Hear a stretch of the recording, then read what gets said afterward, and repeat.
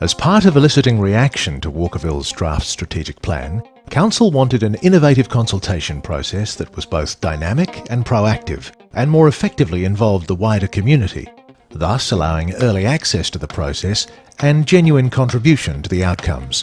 A process where the opinions, concerns and expertise of the community as a whole matter. The consultation process was designed to set the tone for Walkerville's future ongoing community engagement. A total of 152 people attended the 3 community forums. In the initial session, with the theme of a lively local culture, the goals presented were perceived as being full of jargon, lacking direction and detail, and many questions were raised about how the projects would be funded. But for the second and third sessions, sensitive environments and development and an economically successful community, the proposed goals received much better reactions and more favourable levels of appeal, with the consultation positioned as being exploratory. There was a heavy degree of scepticism evident across all 3 forums. Overall, the results indicate that Walkerville has a very engaged community, with a strong desire to know more about Council's plans. The community also wants more action from Council, not just words. People who attended the forums, in the main, weren't really sure about what Walkerville was doing in terms of collaboration with other councils and the existing environmental maintenance. But there was a strong desire to get rid of the algae, rubbish and weeds along Linear Park. In fact, overall, the community felt that open spaces and greenery were considered more important than roads within the town of Walkerville. One of the interesting outcomes of the forums, which evidenced a disconnect between suburbs within Walkerville, was that only people living close to Main North Road and North East Road were interested in creating business opportunities in that area. The reaction to encouraging home businesses received a lack of interest, with a recommendation to restrict such activity to professional businesses where minimal extra traffic would be generated. Communication was also a hot topic, and it's clear that the profile of Council's communication needs to be raised and reinforced. The introduction of new communication platforms and the promotion, improvement and more efficient use of existing platforms is a high priority. And communication platform reminders should be included with each rates notice. It's also important to bear in mind the demographic profile of Walkerville and the consequent resistance to online communication. The community is also asking for more leadership from its elected members, and while communication's important, that needs to go hand in hand with action on the councillor's behalf. The top 10 priorities from the 3 community forums were the development of Walkerville Terrace and the new Woolworth Shopping Centre, more restaurants and entertainment along the town's main street. More park areas, trees, maintaining Linear Park, more barbecues and playgrounds. Better traffic management, speed signs, more parking. To promote local business and provide incentives for it. And when it comes to new developments, plan them well and protect the locals. Improve communication, increase the population, focus on community involvement, maintain the small village feel of Walkerville, and create a brand for the town.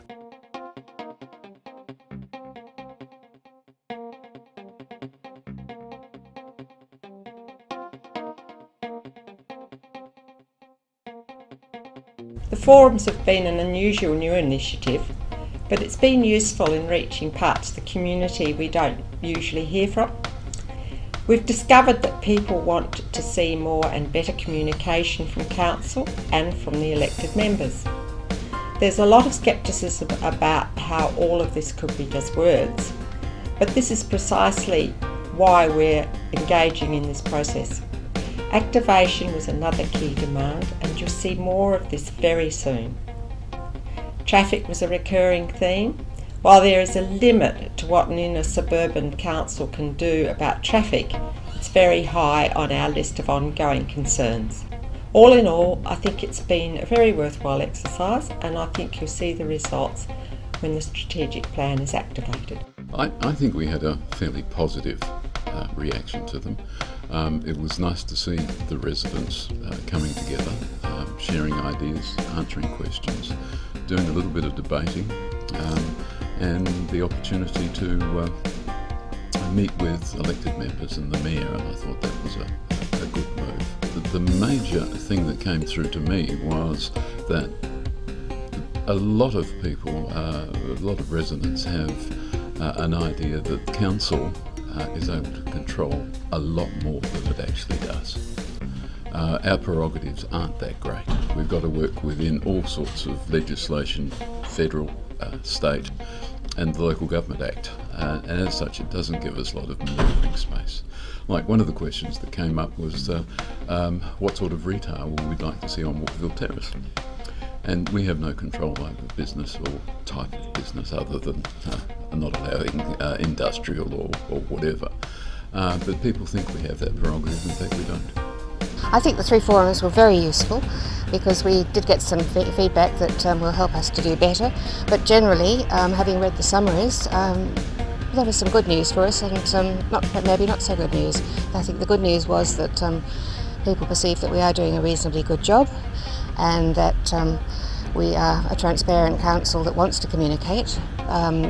Further to that, there was a view that we could do more in communication. I think that's a lesson for us that although we try and communicate in different media, not everybody sees everything that we put out, and so we have to use as many different media as we can, newspapers, the regular column in the Messenger, but not everybody sees it. Not everyone has access to the internet or wants to read emails regularly, so we have to do more in that area. And of course rate notices were suggested, but many people only get rate notices once a year, so that's not going to fulfil our obligations. I would like to see us invite some of the members of the focus group or other ratepayers back occasionally as an ongoing focus group so that we do get some regular feedback on what we're trying to do. We have to recognise that we can't be all things to all people, and while different wishes were expressed, we also have to look at our budget and make sure we deliver on what we promise. And that was probably the biggest message for me. I thought it was really wonderful that as a community that we could get together and discuss in such an open and frank manner the future of our town. And there were some great ideas and good opinions that came out throughout the forums. What stood out and was a reoccurring theme, which is a positive, is everybody who lives, works and plays in Walkerville really loves our town, and they understand the uniqueness of it. However, there was another message that came through very strongly too for me, and that was that we need to regenerate or recreate the town's hub. Now historically I believe the town centre was Walkerville Terrace between Stephen Terrace and Smith Street. Now I have no doubt that when the Woolworths complex takes off, there'll be lots of people and lots more traffic in the area. And to me our great challenge will be to get those people out onto Walkerville Terrace on foot and give them a reason to spend time there and spend money there, which is very important. It's quite clear that the community does want us to invest in community events.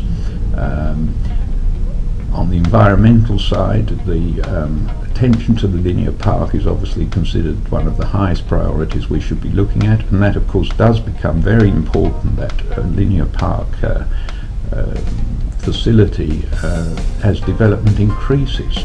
On the development of the town centre, I think that one of the most important things, and I've been saying this in the chamber, is the fact that we're going to have to go right back to basics and question every option in terms of traffic management, because there's no doubt that the development we expect, the Woolworths development, this is bringing into what was really a village environment a volume of traffic and activity which the environment was never designed to actually accommodate in the first instance. So we really have got to look very closely at that and do all we can to manage that so that the development doesn't obliterate the characteristics of the area. I note that the community is keen to see their elected members out there more and engaging with them, and we need to look at how we're going to do that more in the future. And of course there's always the big issue for any organisation of effective communication. There was a lot of discussion of how we can improve that, both through online registrations and interaction.